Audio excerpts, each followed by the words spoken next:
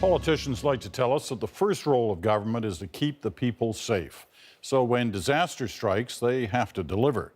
Sounds straightforward, but it's not simple, and there are political traps aplenty. The insiders are here tonight on that. Jamie, Kathleen, and David all here at the table. But first, some reminders. Back, guys. Back up, please. This was not one of Jean Chrétien's finest moments. What do you want me to do with it? Chrétien was about to call an election in the middle of the worst flooding Manitoba had seen in a century. Manitobans were not impressed.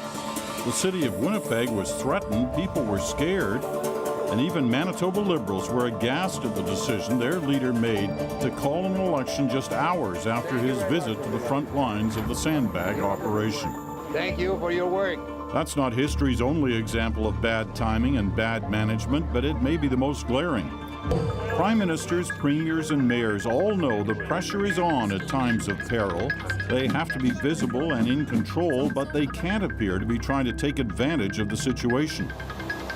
They have to be compassionate, but it has to be real. Anything else will quickly come off as phony. It's a delicate balance, and how you find it can determine political futures. I was very much struck by the power of the devastation. The Premier has some remarks to make, and then we'll give you... As a relatively new Premier, Rachel Notley had little time to prepare for the most dangerous, life-threatening fires in Alberta history. Cabinet today authorized the government to provide emergency financial assistance to people. Her first challenge, whether to immediately go to Fort McMurray or wait till the worst was over. How do you make those decisions? Time to get some answers.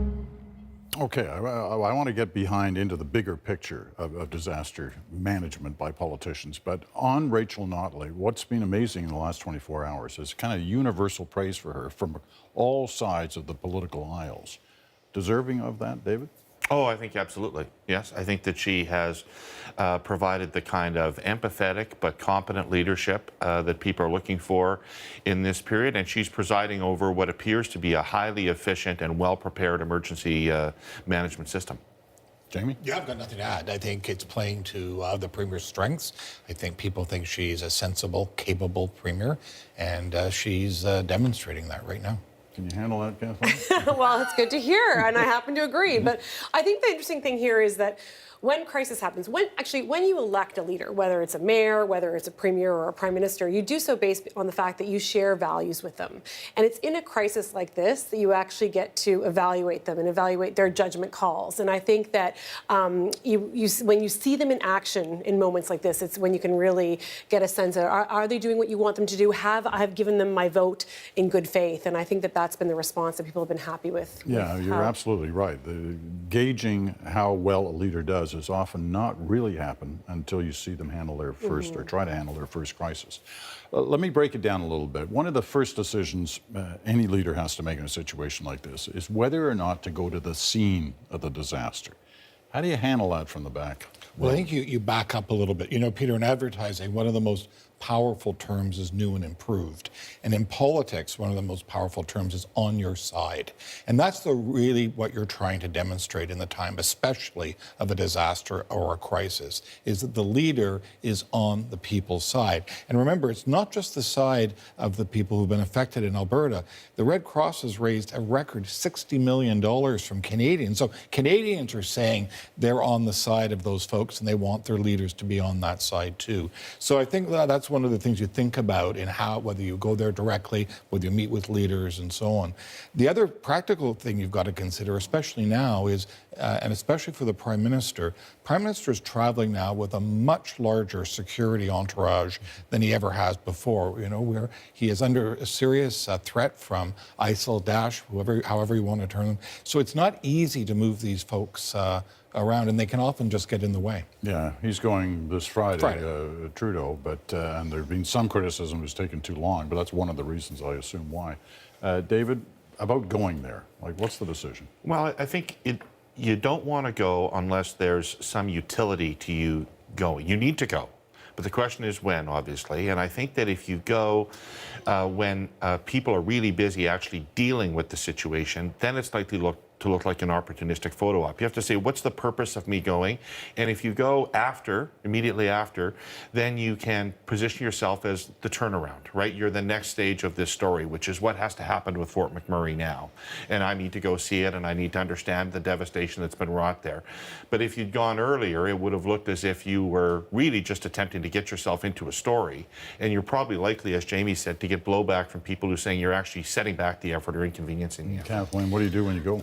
Well, I think when you go, the first thing is that, first of all, people expect you to go. There's no one in Alberta or in Canada who didn't expect the Premier to go or even the Prime Minister to go eventually. And why is that? Because we would expect our leaders who are going to make first decisions about re-entry, about rebuilding, to have that kind of first-hand experience. But you have to do so by listening to the experts that are around you, right? So the civilian experts, the firefighters, the engineers, the local residents. And I think that that's what's been really prudent about how she's approached this, that no one expects that Premier Notley is going to have all the answers, but she expects to have a circle of people around her that she can rely on.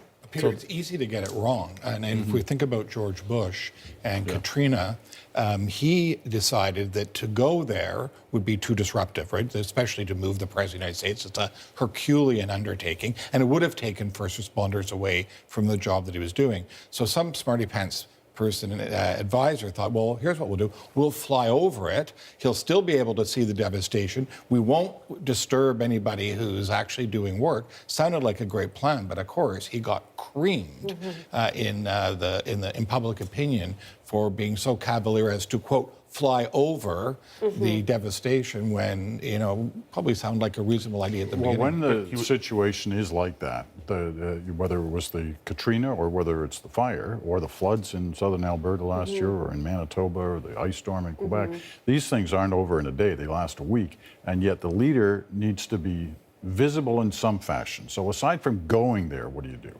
Well, the leader needs not only to be visible in some fashion, but they also have to run a province, right? And so they also have to have their hands still on the levers of power and making sure that the province economy is running as it is. So, for instance, Premier Notley this week had to send the Deputy Premier, MLA Hoffman, to the Western Premiers Conference so she could be there still in the province to make those key decisions. I think that what was striking about the Chrétien example that you set off the top of the show is this. It wasn't the problem that he went to do the sandbagging and they went to the flooding area. There was a lack of authenticity about it. Totally. Because one day he's sitting there and I'm with the people, I'm sandbagging, and the next day he's like, forget about that, we're gonna call an election, let's get on with the show. And I think it was the sequencing of events in that example that you cited that was so problematic, and you have to be careful about that rollout.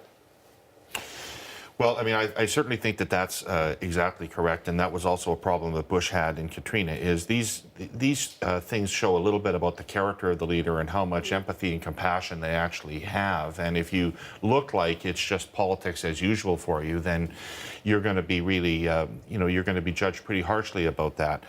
But you're right. Most of the work that, say, a government can do isn't really on the ground in that the leaders of a government can do isn't really on the ground in that location. But you have to look busy and you have to look concerned, even while you're managing a series of what are essentially bureaucratic processes to get work done, which is why one of the reasons you've seen everybody standing up and saying how much they're contributing and what their role is, because everybody wants to be seen to be doing something to fix it, even if your job isn't visible fixing it. So you've seen governments talking about, well, we've sent this many people or we're contributing this much money, because these things are traumatic for the whole country, and that people expect their leaders to show broad leadership to the country. This Fort McMurray thing has not been an Alberta event, it's been a national event. All right, we've only got a minute left, and I don't want to sound callous, but there are rewards to handling these things correctly. I mean, Shachi Kurl last week on that issue was saying, handled correctly, this can be a long-term bump for a political leader. Sure. Is that true? Sure, for sure. If you look in the American election, when the hurricane came, Obama's performance versus Romney in many people will say, sealed that election. Romney starts on a public policy argument that government shouldn't be responsible for disaster relief. Obama becomes, as Karl Rove, the Republican strategist, said, comforter in chief, right? And at that moment, when people identified with him and the fact that he was the guy that was the comforter in chief, sealed the election for him. So yes, you do get a bump for sure. Kathleen?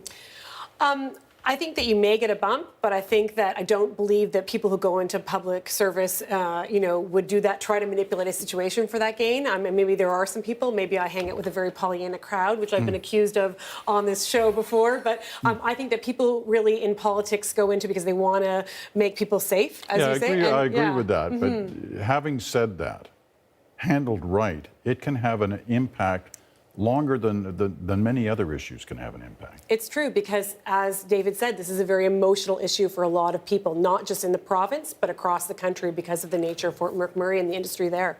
All right, got to leave it at that. Thank you for the insight, the three of you, as always.